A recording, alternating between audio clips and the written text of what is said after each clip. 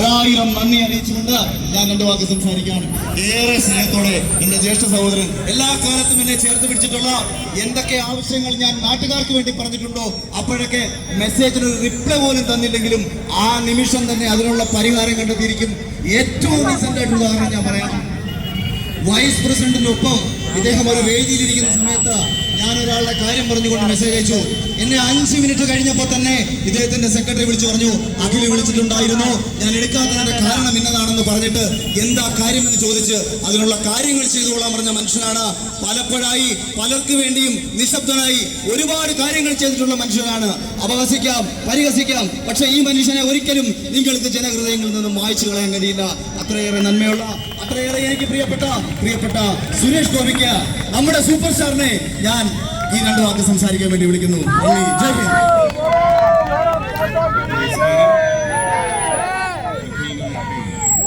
ഇത്രയും ആൾക്കാർ ഒരുമിച്ച് കൂടി അഖിലിന് പിന്തുണ നൽകുന്നു എന്നറിയുന്ന വലിയ സന്തോഷമുണ്ട്. ഞാൻ ഏതാണ്ട് 48 മണ്ഡലങ്ങളിൽ പര്യടനം, പ്രചരണമൊക്കെ കഴിഞ്ഞ് അവസാന നിമിഷമാണ് ഇവിടെ എത്താൻ സാധിച്ചത്. പക്ഷേ ഈ ഒരു വരവോടുകൂടി മാത്രമാണ് എൻ്റെ പ്രചരണത്തിന് ഒരുപക്ഷെ ഒരു പൂർണ്ണത നേടാൻ സാധിക്കുന്നത്. മാറേണ്ടതെല്ലാം മാറിയേ പറ്റൂ. മാറ്റേണ്ടത് ജനങ്ങളാണ്. ആ ജനങ്ങൾ തയ്യാറെടുത്ത് കഴിഞ്ഞിരിക്കുന്നു. നമുക്ക്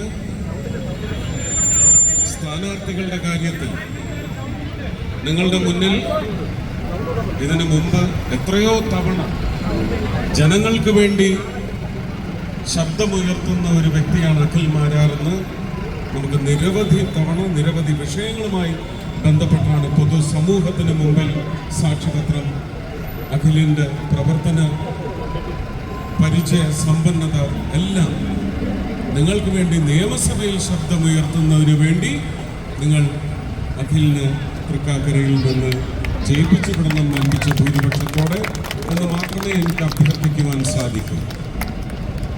മാറാത്തതൊന്നും ഉറച്ചു മാറില്ല എന്ന് പറഞ്ഞ് നിൽക്കുന്നത് ഒരു ചെറിയ ആണിക്കല്ലിളകിയാൽ മതി, മാറും.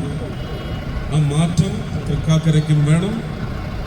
അഖിൽ മാരാർ തൃശ്ശൂരിൽ ഞാൻ ഇതുപോലെ വാഹന പ്രചരണത്തിനും അതുപോലെ തന്നെ പല മീറ്റിങ്ങുകൾക്കും പോകുമ്പോഴൊക്കെ ഒരു 10 തവണയെങ്കിലും അവിടുത്തെ തെരുവുകളിൽ എനിക്ക് വേണ്ടി വോട്ട് യാചിച്ച് നടക്കുന്ന അഖിലിനെ ഞാൻ കണ്ടിട്ടുണ്ട്. അതുകൊണ്ടാണ് ഞാൻ ഈ നിമിഷം ഇവിടെ അവസാന നിമിഷം, നാളെ ഒരു ദിവസം കൂടിയേ ഉള്ളൂ, ഇല്ലാത്ത സമയം, ഇല്ലാത്ത ആരോഗ്യം ഒക്കെ വെച്ചുകൊണ്ട് ഞാനിവിടെ എത്തിയിട്ടുള്ളത്. തൃക്കാക്കര അതിനുള്ള ഒരു നന്ദി സൂചകമായിട്ട് വിജയം മാത്രം അഖിലിന് സമ്മാനിക്കണമെന്ന് വളരെ താഴ്മയായി അഭ്യർത്ഥിക്കുകയാണ്. ചക്കയാണ് ചിഹ്നം. ഞാൻ ആദ്യമായിട്ടാണ് താവരക്കല്ലാതെ ഒരു ചിഹ്നത്തിൽ വോട്ട് അഭ്യർത്ഥിക്കുന്നത്. ഇതിനു മുമ്പ് BDJS വേണ്ടി 2016 അഭ്യർത്ഥിച്ചിട്ടുണ്ട്.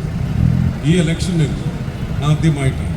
കുന്നത്തുനാട് നിന്ന് നമ്മുടെ സഹോദരൻ ജയിച്ചു വരണം, തൃപ്പൂണിത്തറയിൽ നിന്ന് പ്രിയ സഹോദരി ജയിച്ചു വരണം.